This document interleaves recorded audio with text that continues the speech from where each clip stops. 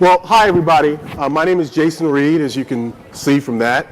I am a senior NFL writer at The Undefeated, and our panel today is about the price of activism and what's next in activism. And we have some great members up here of this panel to talk about this.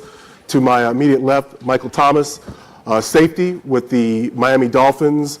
He's got some Dolphin fans in the house today, huh? All right. Got some Dolphin fans. It goes without saying that Michael and Malcolm Jenkins, who is to the left of Michael, are both elite players in the NFL, so I'm not going to talk about all the great things they do from a football standpoint. They're elite players, so let's just get that out the way right now. But the reason they're here is because they're also extremely socially active, and Michael has been involved with a project called Food for the Hungry.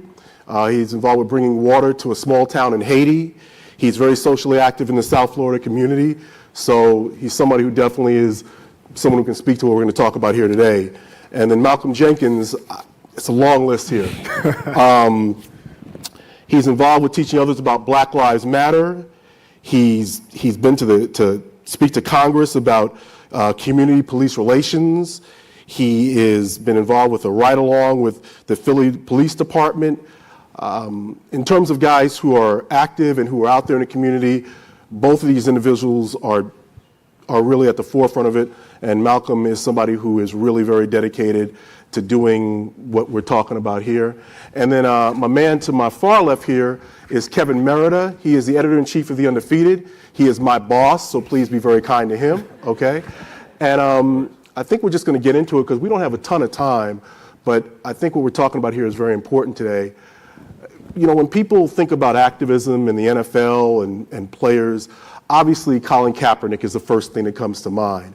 And there's a price to activism, and you see what's going on with Kaepernick right now. He hasn't been able to get a job, but it's really so much more than just Colin Kaepernick. There's really a movement afoot because of what's been happening in this country with regards to policing issues and the criminal justice system and how African Americans are treated.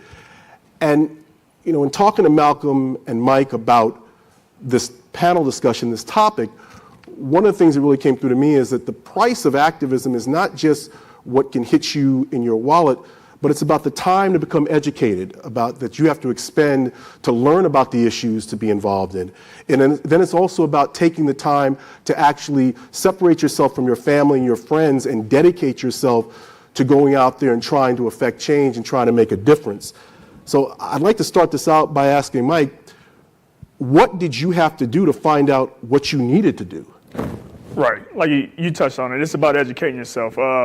Been involved with a program called the First Step program now, going on 3 years. And what that First Step program does, it goes to, it's the law officers and the local authorities in the Fort Pierce community in Florida. They go into the community that they serve for about 60 minutes every single Tuesday. And that's 20 minutes of physical activity, 20 minutes of mentoring the kids, helping them with homework, speaking with them, and another 20 minutes of feeding them. And there's statistical evidence to show within these 3 years that the crime rate in that one community has dropped significantly. So me being involved with that program, you know, it showed me that, okay, there are steps, there are programs that are out there to try to help the communication gap that are between our authorities and our community. So me just trying to get involved with different organizations like that. There's a RISE program with the Dolphins that does amazing work, and they're about to receive an award at the ESPYs, the Stuart Scott Inspire Award. Getting involved with programs like that helped me realize, okay, there's so much more I can do, and you know that's the biggest thing: educating yourself and realizing how many programs out there that are already doing what you're passionate about, and just trying to get involved with. Malcolm, you know, I mentioned Kaepernick because obviously what he is going through right now and what the nationwide debate he sparked by what he did first sitting and then kneeling, it's clearly it's an issue and something being talked about, but there's also a lot going on among other individuals who are trying to affect the same type of change. And you've been up to Capitol Hill, like I said in the intro, you've done so many things. Talk a little bit about, I think maybe there's a frustration on the part of some athletes who are like, hey, it's not just about Colin, no disrespect to him. Can you talk a little bit about how you guys feel about always getting hit with Kaepernick when all these other things are going on? Yeah, we think, it's frustrating to constantly have to talk about Colin Kaepernick, not because of him or what he did, but because it just takes away from what the actual issues are, what he actually took a knee for in the first place. Right. And so I think one of the things that we try to draw attention to, at least when people ask me about Colin Kaepernick and where he is, the biggest thing that I attribute to him is he started a conversation that went global. Worldwide, they were talking about what he did. But I think more importantly, what he did was show, I thought he woke guys up, at least in the NFL, and showed us how much power and leverage we have if we so choose to use this platform that we have. Most times we can go on our own social media and say whatever we want, and that only goes to as far as your following. But all of a sudden, you take the grand stage of an NFL game and you use it to speak out on someone else's behalf. All of a sudden, that kind of opened up our eyes, like, oh, we could really shake this up if we wanted to get involved.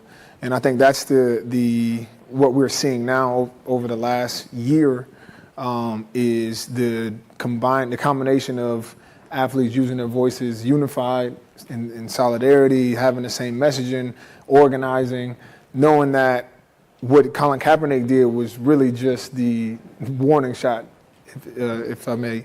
The spark. Yeah, it was the spark. And now what's coming after that is going to be a bigger wave with a more collective and concerted effort to really use this platform of sports to try to make some change. Kevin, when we see what's going on in this country right now with regards to things like the Black Lives Matter movement, with the officer shootings, we all saw the Philando Castile verdict recently. How important is it, from your perspective as someone in the media, what these guys and others are doing to shine a light and to get people to understand that, hey, there's something you need to look at here? Well, I mean, I think one thing that athletes have, they have visibility.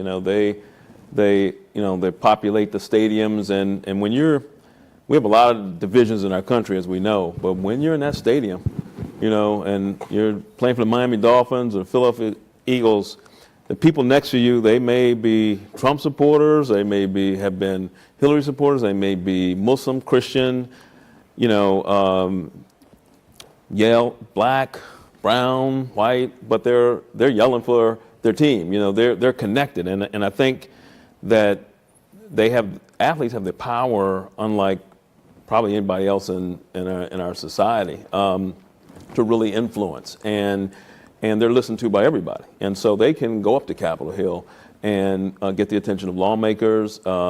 They get the attention of people who are dealing with the range of issues, whether it's immigration.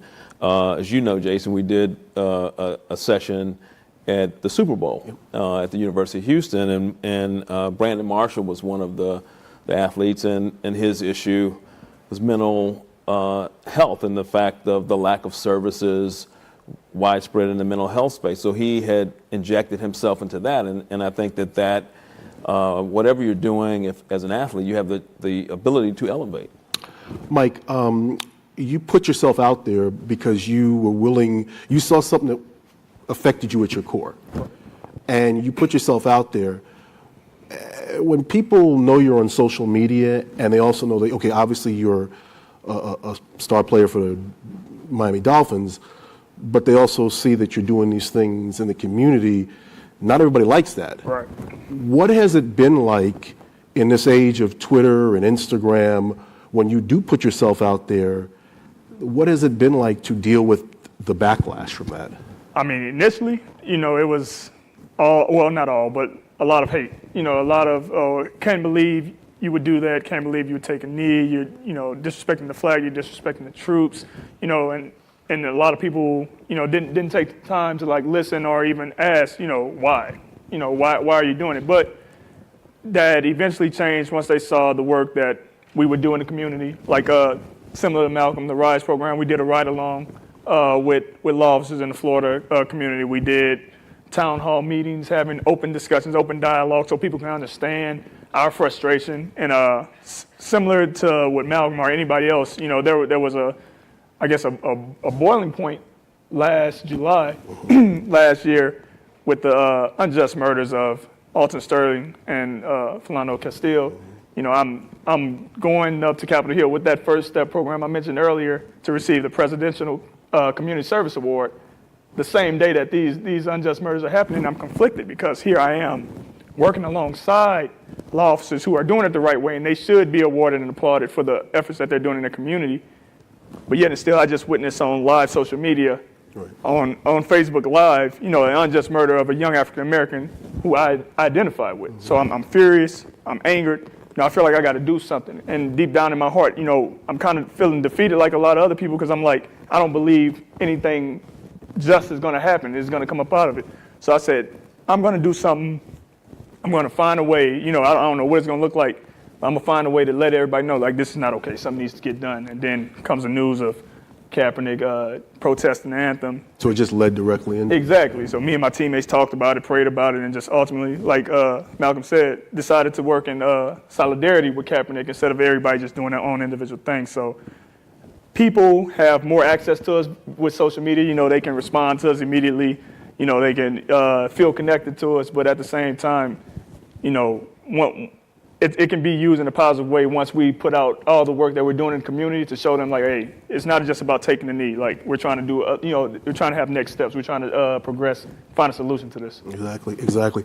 Malcolm, you have 3 lapel pins on, and I think one of them says Black Lives Matter.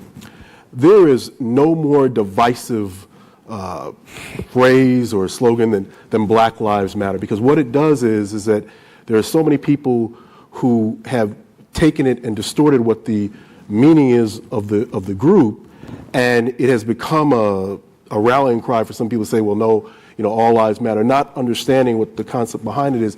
You want to educate people about Black Lives Matter. Why is it important for you that people understand what the true meaning of those words is? So I actually avoided the phrase for a long time, just because it was, for whatever reason, was a very divisive phrase, and I wasn't very familiar with the organization, and still really don't follow the organization a lot. But I do think that the phrase in itself is genius, because even in the midst of conversation, for people who get offended by the phrase that Black Lives Matter, in itself should be conflicting. Like, why would that be something that would offend you? And so one of the things that I like to do, and one of the reasons I'll wear a pin or say Black Lives Matter, is because, one, I think they do. And two, I like to engage in those conversations of, well, explain to me, what about that offends you? Let's have a dialogue. Yeah, and I think in those conversations, although they're uncomfortable sometimes and hard to have, they open up chances for you to learn about yourself and to learn about others' experiences.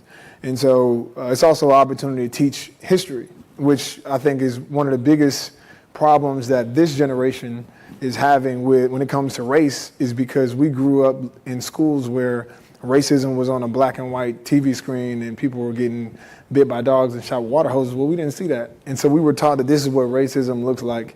And so when we go out into our world, we think we're the post-racial generation, and then all of a sudden we're adults and we see things and we don't know how to deal with it. It's because we weren't taught, the history of where we are, and how at one point in this country, Black lives literally did not matter, legally did not matter. Mm-hmm. And it's from those places that we've arrived to where we are today. And so for me, it's an opportunity anytime, not only for me to educate somebody, but somebody might educate me, because one of the things my dad told me, and it's the one thing I held on to is he says, you don't know what you don't know. And so I don't know what it's like to grow up in white America.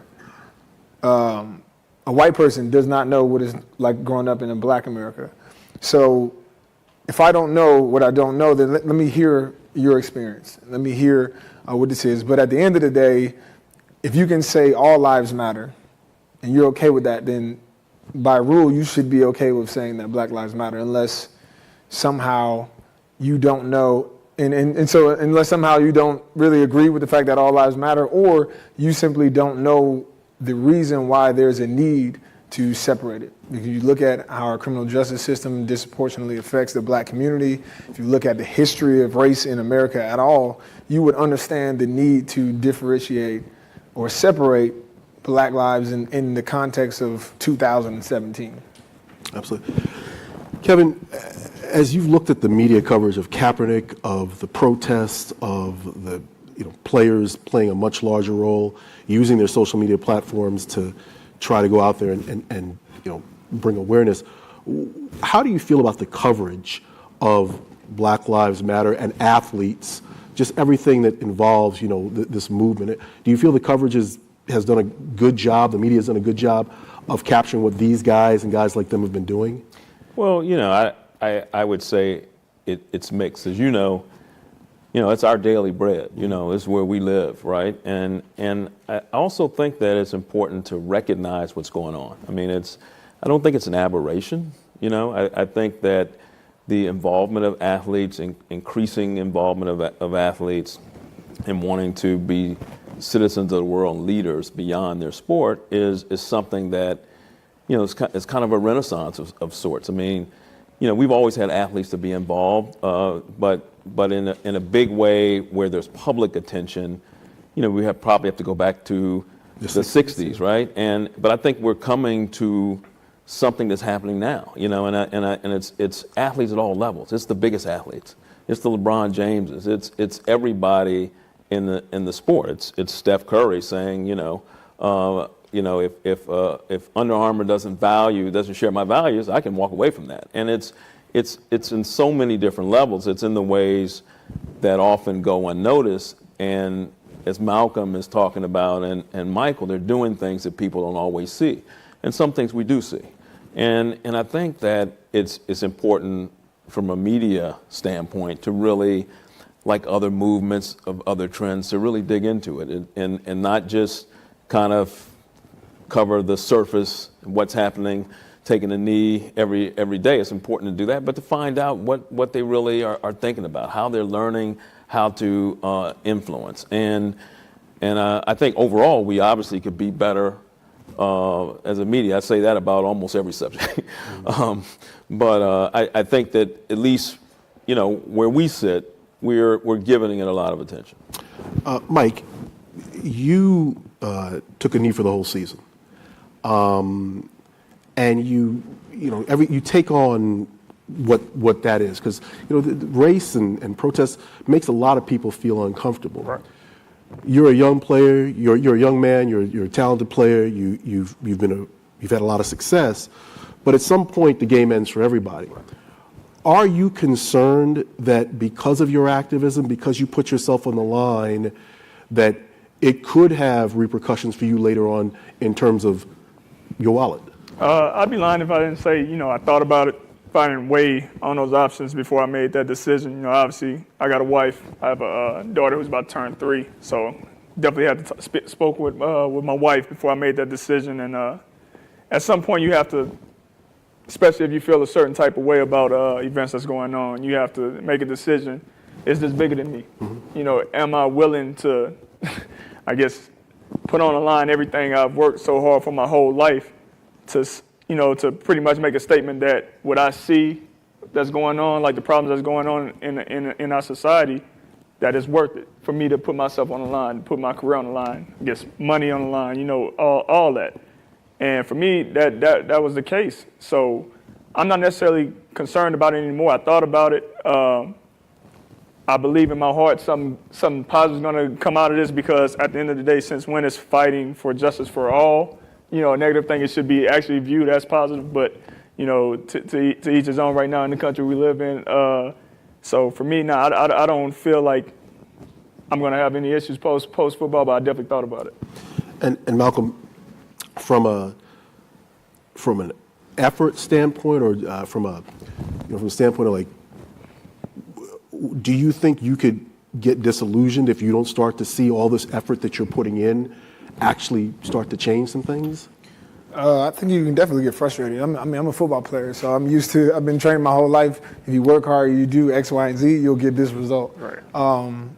But there's one of those things that, to me, going back to the question you just asked Mike, was, to me, the risk wasn't more so about my career, maybe, getting blackballed or whatever. The risk was that if I publicly stand out in front of all of these millions of people and say that this is my stance, that people will want to know, okay, where are the fruits of that declaration? And that's going to be not just a month-long commitment or year-long commitment. That's usually a lifelong commitment that you're putting out there. And so with speaking on this is going to come a real sacrifice. And so to me, that was really the biggest burden or thought that I had to wrestle with is, am I really ready to commit to this? And so once I have, having frustration that things might not move fast or might not get the results that you want, that's just part of it. That's like, anything else in football, you learn how to lose way before you win a Super Bowl.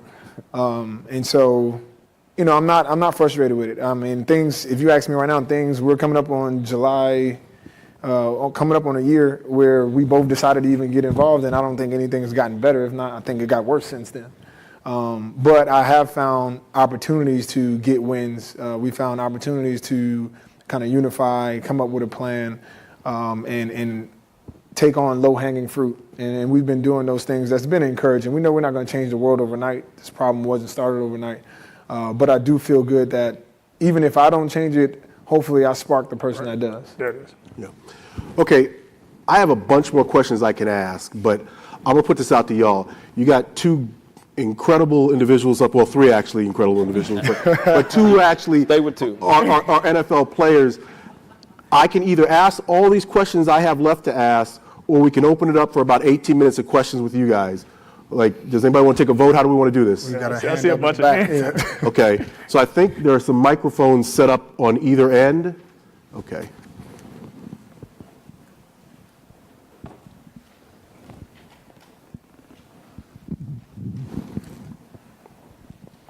I guess for both our awesome football players here, I'd love to know how the differences that you're trying to make in the world, if it causes any rift inside the locker room, and how your teammates possibly support you, or if it causes any friction. So I think like being in a locker room is a relationship. Like any relationship, there needs to be communication.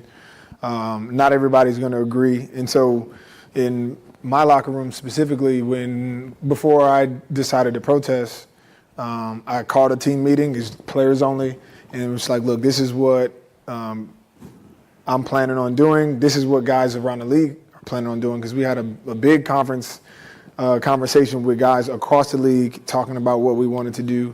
And during that meeting, I had probably half the team get up and walk out, another half talk and debate, and then basically when it came down to the actual protest, it was me and three others. And then by the end of the season, just me by myself, which is, I think, okay. But having the opportunity to express why I'm doing what I'm doing, that I think gave a little bit of understanding. Even if they didn't agree, it's like you can't really argue with or be mad at somebody who's doing what they think is the right thing. And if you're not, passionate enough to oppose, then what are you upset about? So it's been pretty positive in my locker room. I hadn't had any issues. Even if people wanted to get involved but didn't want to protest, they would talk to me on the side about some other ways that they could help out and lend their platforms as well. And let me just jump in here with this one, Mike, because this was one of my questions. You weren't on the Dolphins when they had some issues a few years ago, and I was real curious about the fact that with Richie Incognito, and there were issues in the locker room. Now, I mean, you guys had a great season, and there weren't many players. There were three players who protested taking a knee for the whole season. One of them was now gone from the team. For you, given that the Dolphins, have had some issues in the past, was it something that you thought about even more from the perspective of, okay, is this going to be a problem? I know you weren't on the team then, but I've talked to people who were down there, like, they have had issues there. Right. Now, that issue didn't weigh in on our decision to take a knee. I think more so what we debated about was that our first game was on September 11th. Right. Okay. So that's what we debated about. Okay, even though we want to, obviously, take this stance, do we want to do it on such a day, that means so much more to everybody in the Such an emotional day. day. It's such an emotional day, like regardless of the protest. And back to your question earlier about social media, more people were mad that it happened on September 11th than we were actually protesting. But to answer your question, my man, I got a very similar story to Malcolm. Like you said, we had the group text going on, or conference going on, trying to figure out what we're going to do. Same thing, held a player-only meeting when we were in Seattle. There was a handful of guys who were very passionate for us being against it, but we actually had a dialogue. Everybody stayed right there. They stated why they thought we shouldn't do it. Most of it was September 11th. Some just didn't want to do it at all. Others were very open to hearing why we wanted to do it, and ultimately it just came down to each man, making their own decision. And it was only 4 of us that decided to do it September 11th. But there was no beef with us. Like, we had open conversations about it throughout the year. I think what helped with us was that the owner of the Dolphins, Stephen Ross, he's a very progressive thinker. He already had a program called the RISE program going on, so he was very supportive of us. Told us in the locker room right before, like, hey, I understand y'all had a players-only meeting, so regardless of whatever y'all think, just know I support y'all 100% with whatever y'all do. Because most NFL owners are not as progressive as your owner. Hey, and I'm not going to ask you to comment on it. I'm just saying that the reality of it is in the NFL is that that's not the typical situation, which is why that was something that was really extraordinary. Right. This. Yeah. Yeah, go ahead. Okay. This question's for all 4 of you. You briefly mentioned how the media can do a better job of assisting athletes when it comes to elevating your voices and really showing support. But what can we do from the club or league level that we're not doing right now in order to help our athletes? What level was that you said? From the league office as well as your individual clubs. Well, I think, everybody, even the media, I think one thing it's not a negative thing, but I think we need to be careful with it is placing too much attention on the athlete that's doing the action as opposed to the action that the athlete is doing. So, for instance, we can do all the work we want in the community, and every article that we read about the work is going to be, hey, this football player did this, look how great he is, and never actually talks about what we're putting our time into or what, our passions are. The movement, the process. In the actual movement, yeah. And I think we're not doing it for, especially not this, because there's not much praise in it, but we want to actually get some change. And so I think having that same commitment from writers, coaches, the league to actually get behind what the players are doing and lend support to, come alongside. I think that's where the help is at. Is not in it because, there's also that it would be a PR disaster if an NFL team, openly decided to silence one of their players in a way that was combative.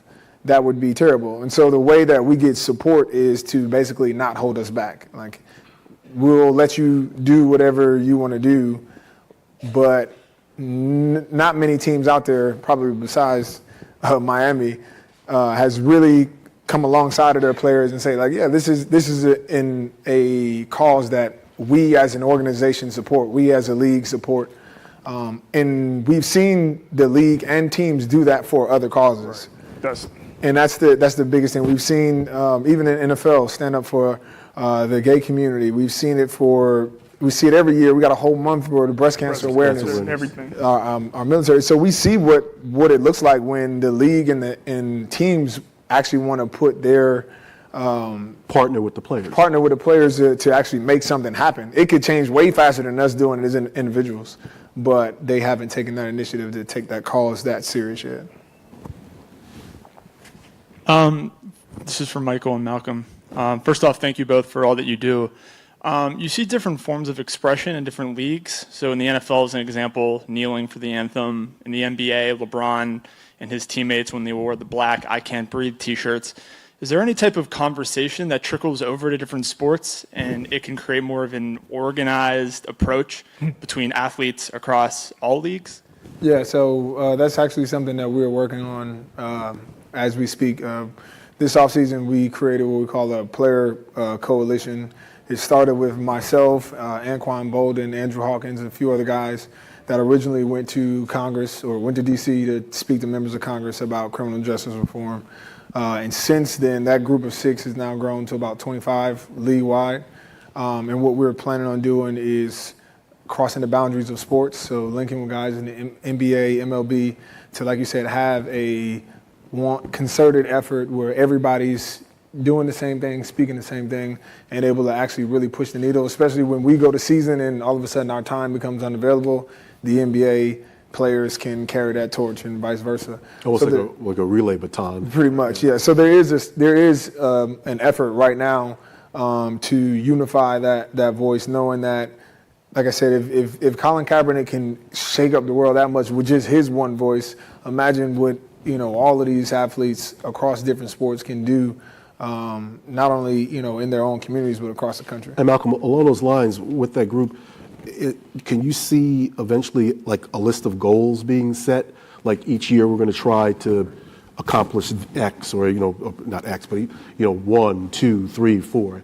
Yeah, I mean we're already there. There was a piece of legislation in Ohio where they were trying to give community alternative programs as opposed to going back to the mass incarceration type of thing. And we were able to, through our database of players, go through any player who has ties in Ohio. So whether you played at Ohio State, you play for the Browns, Cincinnati, to write a letter and sign off to the legislators supporting this specific bill. And then shortly thereafter we did that, it got approved for the budget. And so those are like small wins. We have the same thing. Take that to a national level. Then. Right. Well, yeah, we're doing the same. We actually started on the federal level, and then we just took that same platform and now applied it to different states. And so we have the same thing going on in Louisiana. They have some criminal justice reform things that has been signed off by the mayor and passed, but they're having pressure from the district attorney. So what we're doing is getting Saints players, LSU players to continue to support that, writing letters, writing co-ops, sitting down, having meetings.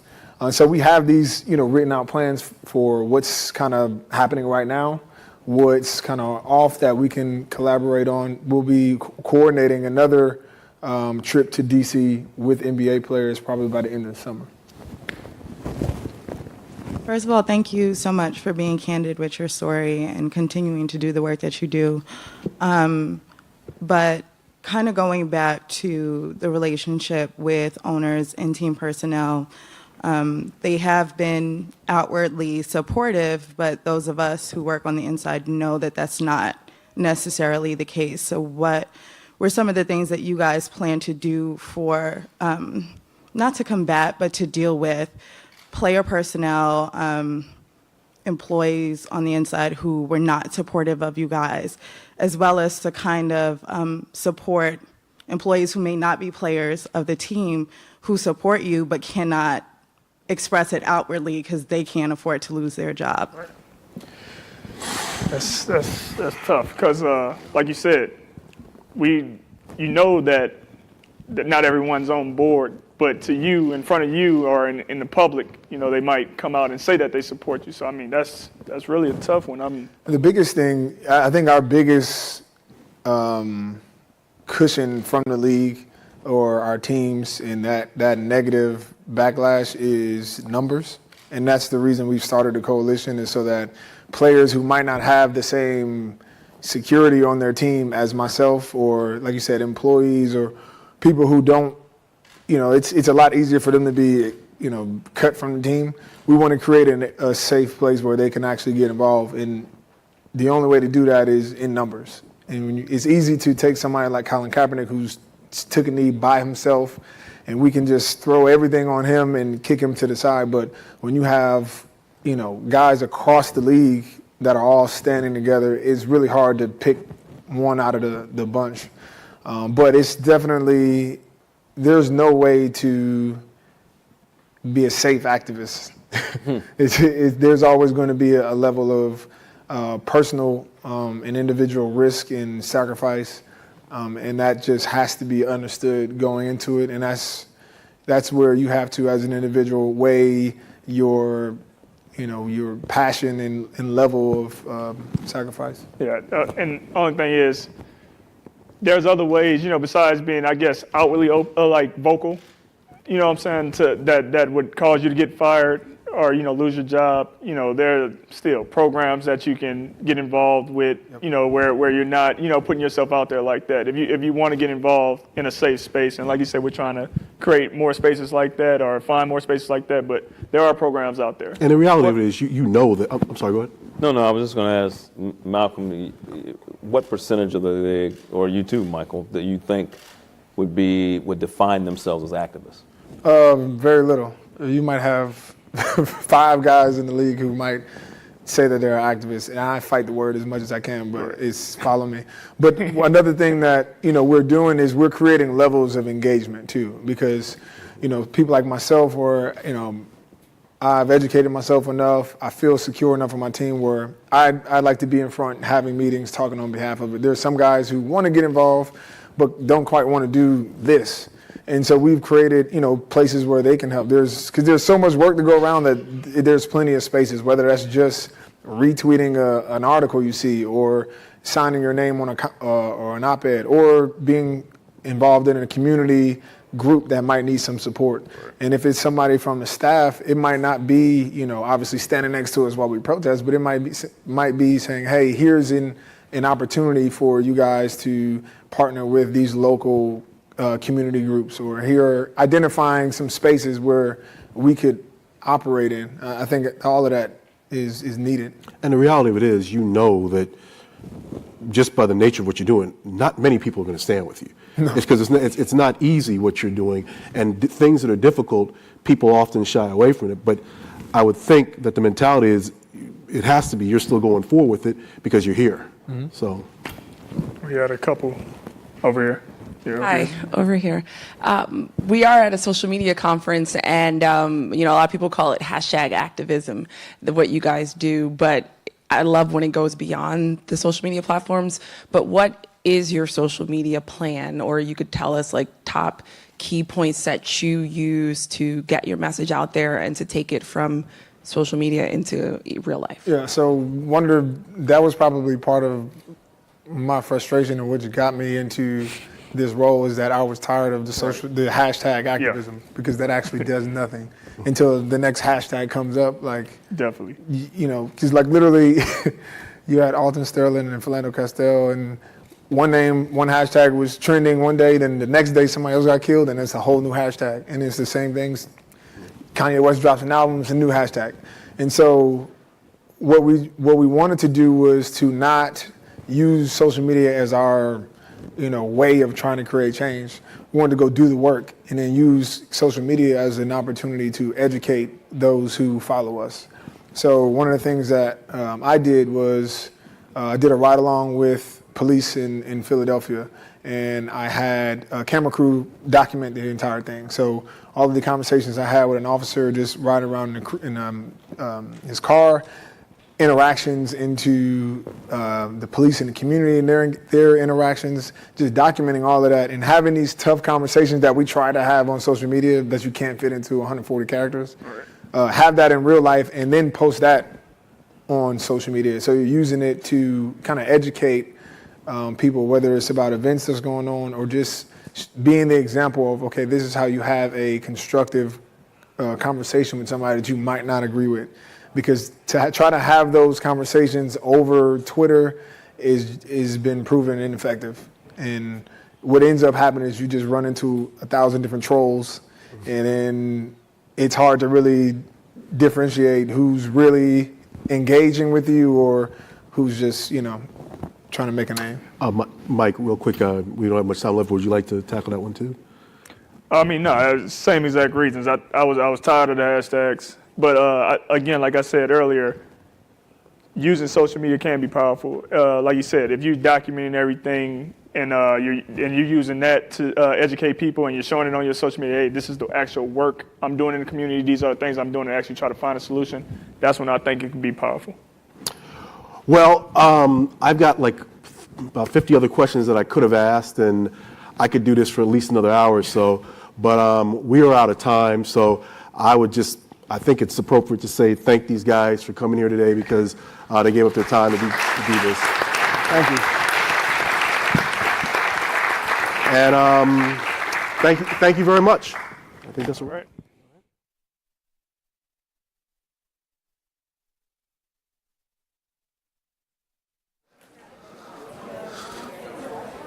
Thank you very much for that panel. All right, so there's 2 more sessions today on the main stage to close out the day.